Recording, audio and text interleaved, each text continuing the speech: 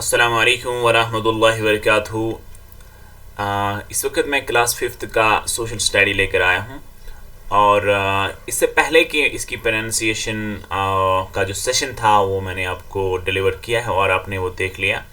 तो इस वक्त हम इसी फर्स्ट लेसन को हम देखने जा रहे हैं। इसमें थोड़ा सा आपको ये दिखाएंगे कि आप इसको समझने की कैसे कोशिश करें, क्योंकि जो रीडिंग है वो जो हमारी हो चुकी है, लेकिन इस वक्त जो हमारी जो समझने का जो सेशन है वो बहुत ही ज़रूरी है। तो इसमें सबसे पहले क्या आता है, कंजर्विंग एनवायरनमेंट। कंजर्विंग एनवायरनमेंट के अंदर हमने कंजर्व को थोड़ा अलग करके पहले हम एनवायरनमेंट को देखेंगे कि एनवायरनमेंट में दो चीज़ें होती हैं, एक है बायोटिक और दूसरा है एबायोटिक। अबायोटिक और बायोटिक में क्या फ़र्क है?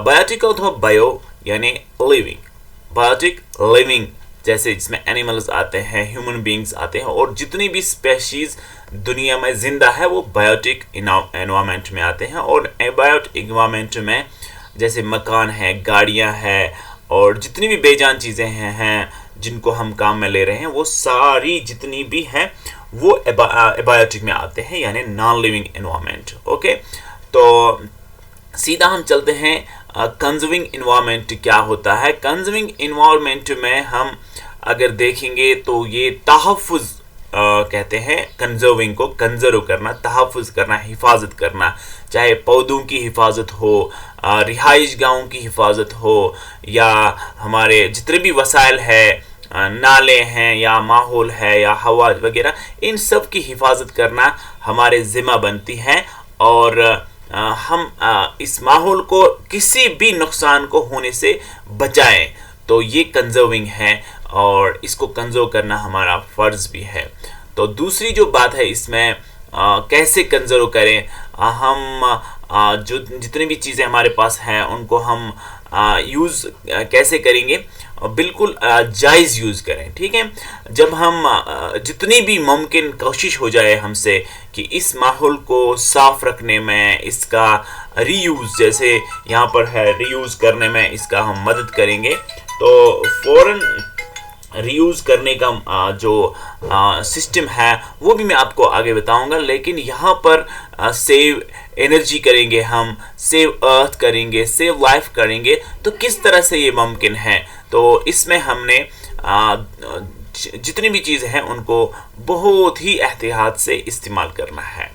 और हम आगे अगर चलेंगे तो वहाँ पर हम ये भी देख सकते हैं कि हमारे जो ग्लेशियर है उनका क्या हाल हो चुका है। इस वक्त ग्लेशियर्स पिघल रहे हैं और जितने भी इत्तलात आजकल आ रहे हैं हम देखते हैं कि जो हमारे आबी वसाइल है, साफ़ पीने का पानी जो था वो भी अब कम होता जा रहा है, जिसकी वजह से इंसानियत पर या और भी जानवरों पर बहुत ही बुरा असर पड़ रहा है। इसलिए हमें इन चीज़ों का भी ध्यान रखना चाहिए कि आगे आने वाला जो वक्त होगा वो बहुत ही ख़राब हो सकता है, क्योंकि ग्लोबल वार्मिंग हो रही है, पूरी दुनिया गर्म हो रही है, समंदर बढ़ रहे हैं और हमारे जो ग्लेशियर वो ख़त्म होने जा रहे हैं। तो क्या वजह है उनकी? जो वजूहात है बोलने में कहने में आता है ये ओवर पॉपुलेशन है। ओवर पॉपुलेशन तो ठीक बात है, ओवर पॉपुलेशन तो है ही, लोग ज़्यादा है और ज़्यादा लोगों की वजह से तो ज़्यादा ही तादाद में वसाइल खर्च हो जाएंगे। लेकिन ये फॉल्ट उतना बड़ा नहीं है जितना कि हमारी जो एजुकेशन है वो कम होने की वजह से ये चीज़ें हो रही हैं। एजुकेशन मीन्स कि हमें सही चीज़ का सही इस्तेमाल करना नहीं आता है, तो इस वजह से ये प्रॉब्लम्स आती है। और इन प्रॉब्लम्स को आने का जो मसला है वो प्रॉब्लम्स क्या है? वो प्रॉब्लम्स है कि हमें अगर पानी का इस्तेमाल करना है, हमें 2 लीटर चाहिए या 1 लीटर चाहिए किसी काम को करने के लिए, हम 10 लीटर का इस्तेमाल कर रहे हैं। तो ये एजुकेशन भी है और ये हमारी नादानी भी है, क्योंकि हम फ्यूचर को, आगे आने वाले मसाइल को नहीं देख रहे हैं। तो इसके लिए हम सबको मिलकर इस चीज़ का ध्यान देना होगा ताकि हम ओवर पॉपुलेशन होते हुए भी अगर हम चीज़ों का सही इस्तेमाल करेंगे तो प्रॉब्लम्स नहीं आएंगी। तो इसके साथ ही एक बहुत बड़ा मसला जो इस वक्त है वो है पोल्यूशन का। तो पोल्यूशन आप जानते ही हैं, पोल्यूशन जैसे माहौलियाती आलूदगी भी जिसे कहते हैं, माहौल में किसी भी मादे यानी चाहे वो ठोस हो, माया हो या गैस हो या तवानाई की किसी भी शक्ल जैसे हरारत, आवाज़ या जैसे हम कहते हैं, कोई वर्ड नहीं आ रहा है मेरे पास इस वक्त मेरे बच्चों, ताबकारियत को इससे कहीं ज़्यादा तेज़ी से मुंतशिर या पतला घलना होता है। तो इसको हम देखते हैं आजकल कितनी हरारत बढ़ रही है या लोग आवाज़ें कितनी कर रहे हैं, तो इस वजह से प्रॉब्लम्स आती हैं। और यहाँ पर आप देखेंगे ये फैक्ट्रीज़ का इस्तेमाल, हमारी ज़मीन ख़राब हो चुकी है, फैक्ट्रीज़ के धुएं की वजह से हमारा माहौल ख़राब होता जा रहा है। तो इस चीज़ को भी रोक लगाई जा सकती है। इसमें कई टेक्नोलॉजीज़ का यूज़ हो सकता है ताकि पोल्यूशन कम हो। तो बच्चों, अगर आपसे जितना हो सके आगे आने वाली ज़िंदगी में या अभी भी जितना हो सके आप कर सकते हैं, इसको कंट्रोल करने में आपका बहुत ही ज़्यादा इस्तेमाल होगा आगे इंशाल्लाह ज़िंदगी में। तो आप देखते हैं लैंड पोल्यूशन कितना हो चुका है। लैंड पोल्यूशन आपने अगर ये करना में नहीं है, लेकिन श्रीनगर, कुपवारा, बारामूला या बांडीपोरा या और भी इलाके हैं जैसे पुलवामा वगैरह, कश्मीर के इलाकों में मैंने कई जगहों पर ऐसी हालत देखी। जो ये फ़ोटो है ये हमारी कश्मीर की फ़ोटोज़ है, कुछ फ़ोटो जैसे ये मैं यहाँ पर दिखा रहा हूँ, या ऐसे बंजर ज़मीन बन चुकी है लैंड पोल्यूशन की वजह से। तो ये ज़मीनी सतह की जो पोल्यूशन है ये हमारी वजह से है। तो इसको हमने रोकना होगा। ये जो लिफाफ का है इसका कम से कम इस्तेमाल हमें जो पॉलीथीन है इसका बिल्कुल इस्तेमाल नहीं करना चाहिए। तो अब आप कहेंगे क्या करेंगे सर, क्या करेंगे? तो इसके लिए बहुत ही बड़ा कदम है। अगर हम जो कपड़े के बैग बनाएंगे, एक बार बना कर रखेंगे, वही बाजार लेके जाएंगे, वहाँ से चीज़ें उसमें भर के लाएंगे, तो हमें पॉलीथीन की ज़रूरत ही नहीं पड़ेगी। तो इसलिए ये तो हमें करना ही पड़ेगा। पहले ज़माने में यही होता था, आजकल डिस्पोज का ज़माना है। डिस्पोज की वजह से हमें बहुत ही प्रॉब्लम्स होती हैं, और उसको हम आगे मैं आपको दिखाऊंगा कि रीयूज़ भी हम कर सकते हैं, दोबारा किसी चीज़ को यूज़ कर सकते हैं। लेकिन बेहतर ये होगा कि हम पॉलीथीन का इस्तेमाल ही ना करेंगे, तो उससे प्रॉब्लम्स बढ़ती है। और नॉइज़ पोल्यूशन आजकल आम है। नॉइज़ पोल्यूशन क्या है कि नॉइज़ आती है, शोर बहुत ज़्यादा है, और कुछ मतलब उसमें आप गाड़ियों का शोर हो या लाउड स्पीकर्स का शोर हो, या कुछ हमारे जो आजकल न्यू इंस्ट्रूमेंट्स आए हैं जिसके ज़रिए से हम कुछ काम करते हैं, उनमें भी अगर साइलेंसर लगाए जाएंगे तो वो नॉइज़ को कम कर सकते हैं। उस नॉइज़ पोल्यूशन की वजह से बीमारियां भी बढ़ती हैं, माहौल में खराबियां पैदा होती हैं। तो इससे भी कम करने के लिए आप काम कर सकते हैं, अपने आप को रोक सकते हैं, नॉइज़ पोल्यूशन का हिस्सा न बने, तो और लोगों को इसकी तरगीब दे। और हम आने वाले गवर्नमेंट के अंदर अगर आप होंगे तो वहाँ पर भी आप इस चीज़ का ध्यान दे देंगे। तो यहाँ पर एयर पोल्यूशन जो है ये फैक्ट्रीज़ की वजह से, ज़्यादातर हमें यहाँ पर फैक्ट्रीज़ की वजह से इस एयर पोल्यूशन जो है, हमारे हवा में जो पोल्यूशन है, हमारे ब्रीथिंग प्रॉब्लम आती है, सांस लेने में तकलीफ़ें हो रही हैं, आजकल बीमारियाँ बढ़ रही हैं। तो ये सारी चीज़ें हैं जो फ़िज़ाई आलूदगी ज़्यादा है और जिसका अंदाज़ा ही नहीं लगा जा सकता। आज कितनी सारे, खासकर हमारे यहाँ पर कश्मीर में तो कम है, लेकिन पूरे इंडिया में अगर देखा जाए तो बहुत सारे ऐसे वसाइल हैं जिनकी वजह से एयर पोल्यूशन होता है। तो एयर पोल्यूशन से बचने के लिए भी हमें बहुत से तदाबीर है। इसको कम करने के लिए हमारे जो पेड़ पौधे हैं इनका हमें ज़्यादा से ज़्यादा पेड़ पौधे लगाने हैं, ताकि ये पोल्यूशन को कम करेंगे, ऑक्सीजन ज़्यादा मुहैया होगा और पोल्यूशन जो है, इसमें जो ये गंदगी है वो जल जाएगी उससे। और फैक्ट्रीज़ और कारखानों के अंदर भी साइलेंसर्स और वो चीज़ें लगाए जाएं एग्जास्ट जो इसको कम करेंगे, कम से कम इन चीज़ों का इस्तेमाल करेंगे। और हाइड्रो इलेक्ट्रिसिटी के ज़रिए से जितनी भी टेक्नोलॉजी को बढ़ाया जाएगा, इलेक्ट्रिक के ज़रिए से मशीनें चलाई जाए ताकि ये पोल्यूशन कम हो जाए।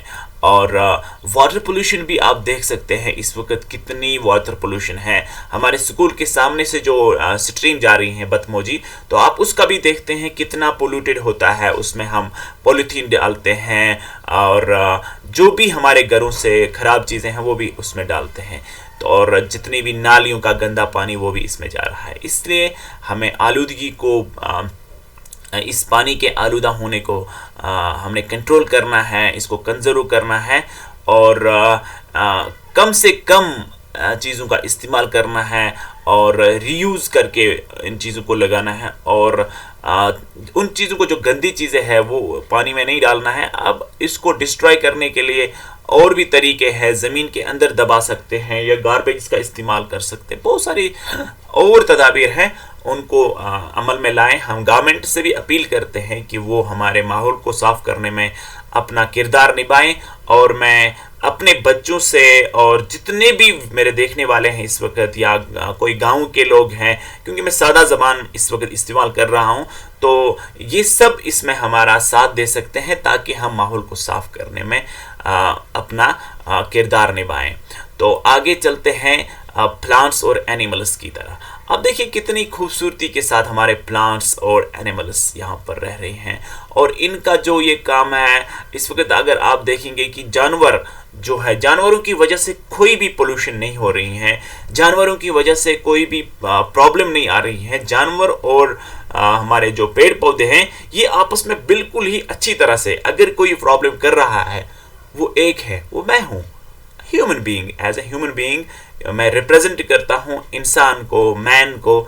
तो मैन की वजह से ये हो रहा है, पोल्यूशन हो रही है और माहौल में प्रॉब्लम्स आ रही हैं, ग्लोबल वार्मिंग हो रही है, पूरी दुनिया में बीमारियां फैल रही हैं। और इस वक्त जो पेंडेमिक चल रही है, आप देखते हैं कि हम जो अपने घरों में इस वक्त जो मैं ये ऑनलाइन क्लास दे रहा हूँ, तो ये वजह इसलिए है कि हमने खुद माहौल को ख़राब किया, जिसने कोरोना वायरस जैसी मौलिक बीमारी को जन्म दिया या कोविड-19 जैसा जानलेवा वायरस दुनिया में आ गया और उसने पूरी दुनिया को अपने लपेट में लेकर मुतासर कर दिया।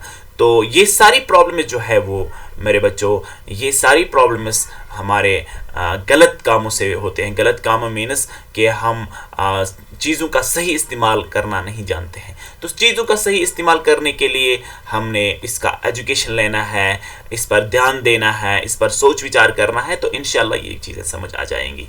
तो आगे चलकर हम देखेंगे we should know 3 R's। 3 R's तो आपको 3 R's का यहाँ पर आपके स्कूल में भी है, जैसे रईस सर है, रफ़ीक सर है और एक आर पर है, वो उसकी बात नहीं बताएंगे। फिलहाल ये वो आर नहीं है, ये रिसाइकल है। R for recycle, R for reduce, R for reuse. तो रिड्यूस, रीयूज़ और रिसाइकल ये तीनों चीज़ें हैं एक जैसी लगती हैं, है तो 3 ब्रांच हैं लेकिन काम इनका एक है, एक दूसरे की मदद करते हैं, इसलिए ये एक जगह लाकर यहाँ पर खड़ी की गई हैं। तो इन चीज़ों का भी हम इस्तेमाल करेंगे। रिड्यूस हम कैसे करेंगे?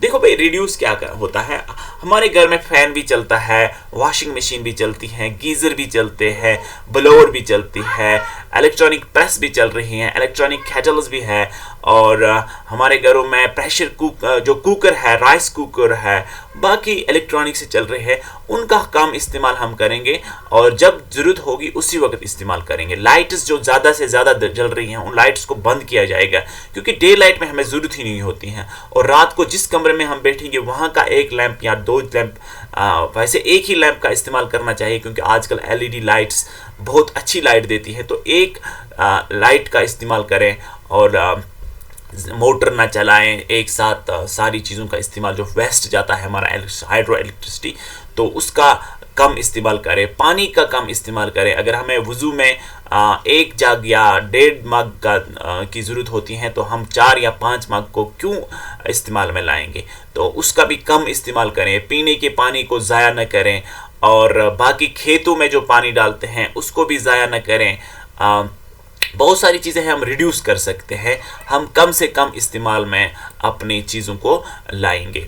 तो इसी तरह से हम रीयूज़ करेंगे। जैसे आप यहाँ पर देख सकते हैं, देखो मैं आपको पहले ऐसे भी बता सकता था डायरेक्ट में, लेकिन यहाँ पर मैं आपको बिल्कुल ही सादा लफ्ज़ों में दिखा सकता हूँ। ये हमारे आपके घरों में दूध पीते हैं ना, वो दही दूध, तो उस दही वाले दूध को हमने क्या करना है, उसको पीकर अगर पियेंगे तो उसके बाद जो डब्बा होता है बाहर नहीं फेंकेंगे, उसमें मिट्टी भर के कुछ छोटे छोटे बीज डालेंगे, तो वो बीज जो है और पानी बीच बीच में दिया करेंगे थोड़ा थोड़ा, तो उसके ज़रिए से हमारे रीयूज़ होकर हो जाएगा। यहाँ पर हमारे पौधे उग जाएंगे, वो हमें ऑक्सीजन भी दे देंगे।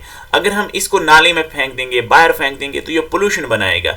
और अगर इसी चीज़ को हम रीयूज़ करेंगे, दोबारा यूज़ करेंगे, इसमें मिट्टी डालकर पौधे लगाकर, तो हमारे रीयूज़ में ये काम कर सकता है। इसी तरह से बोटल्स जो आते हैं हमारे पास, आपको पेन रखने के लिए जगह नहीं है, जियोमेट्री का इस्तेमाल करते हैं, तो आप इस तरह से बोतल को काट कर दोनों साइड से आप इसको रीयूज़ कर सकते हैं। इसमें अपने पेन रख सकते हैं, कोई भी चीज़ रख सकते हैं, पौधे लगा सकते हैं, या उनको कलरफुल फूल बना सकते हैं जो हमारे काम आएंगे। यहाँ पर भी आप देख सकते हैं हमने कितनी सारे वो गिलास जो होते हैं, वेस्टेज गिलास, उनको फेंकने की बजाय आप इनमें अपने चीज़ें रखें ताकि ये शो में भी रह जाएंगे और रीयूज़ भी हो जाएंगे।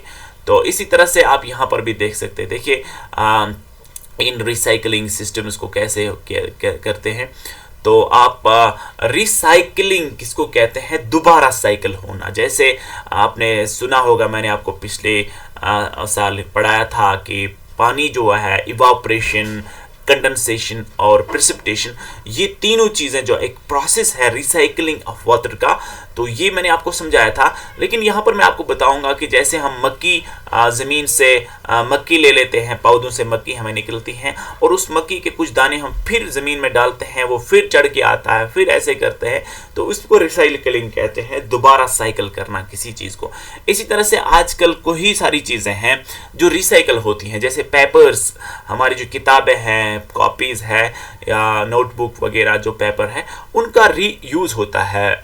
जैसे अखबार बनते हैं, अखबार जो है, ये अखबार का जो पेपर है, न्यूज़पेपर जो आपने देखा होगा, न्यूज़पेपर का जो पेपर अंदर है, पेपर विदाउट रिटन, तो ये बाकी पेपर्स का रीयूज़ होता है। बाकी पेपर जो से जाते हैं, जो आप कभी कभी देखते हैं यहाँ से लोग वो खरीद कर ले जाते हैं, वेस्ट ऑफ पेपर्स, तो उनको दोबारा यूज़ करके पेपर बनाए जाते हैं जो हमारे न्यूज़पेपर के ऊपर पेपर की शक्ल में हमारे सामने फिर आता है।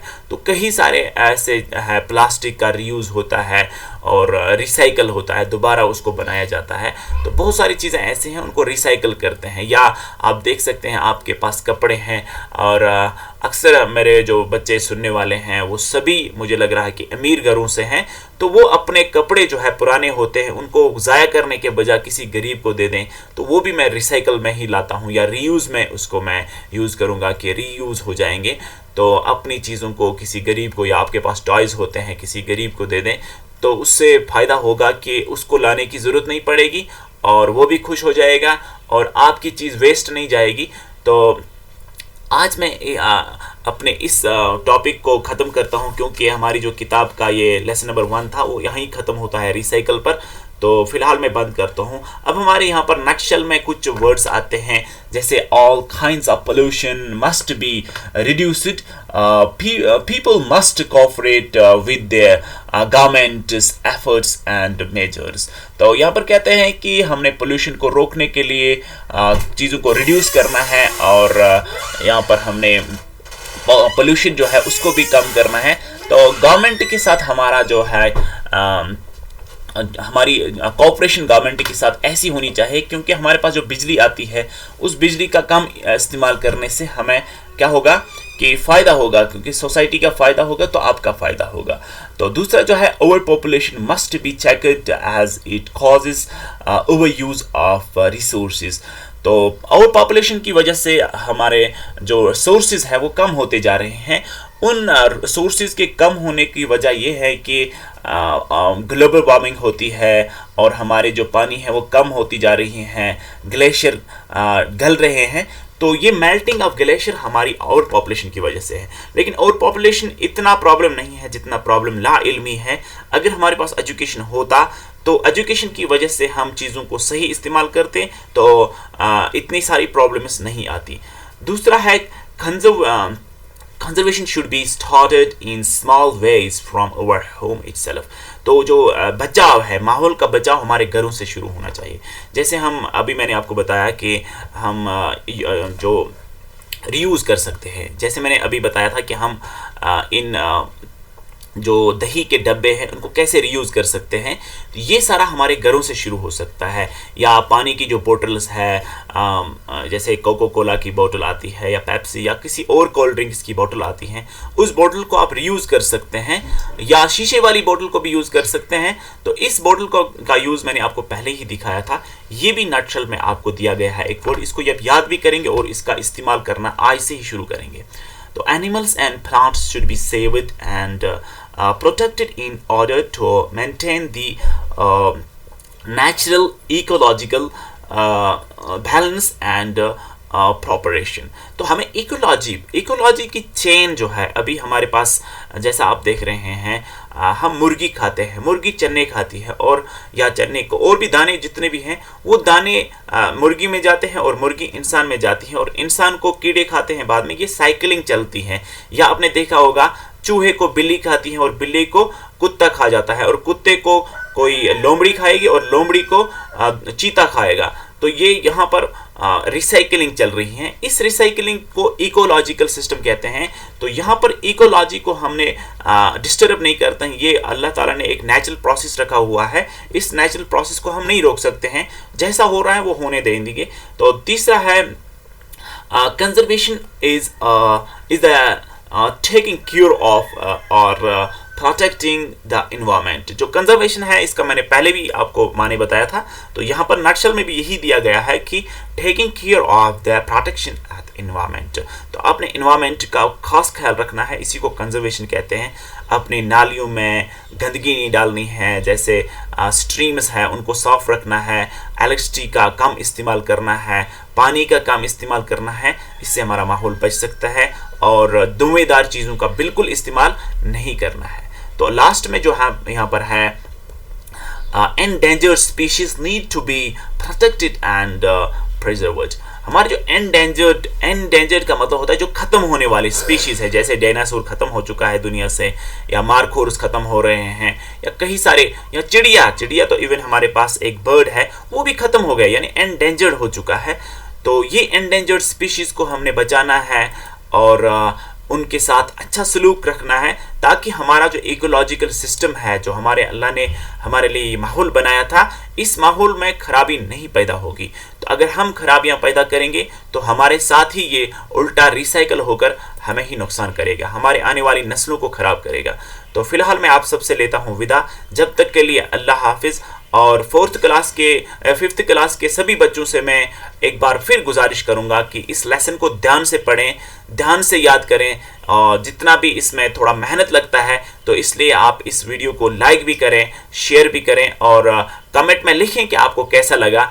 और फिर से मैं आपको फिफ्थ वालों को ये कहना चाहूँगा कि जो इससे पहले मैंने इसी लेसन का प्रोनाउंसिएशन आपको दिया था उसको बार बार सुने, ताकि आपको प्रोनाउंसिएशन समझ आ जाएगी, क्योंकि हमारी जो इंग्लिश है ये ग्लोबल लैंग्वेज है। इस लैंग्वेज को आपने प्रोनाउंसिएशन जो असली प्रोनाउंसिएशन है उस तरह पढ़ना है। अस्सलाम वालेकुम वरहमतुल्लाहि।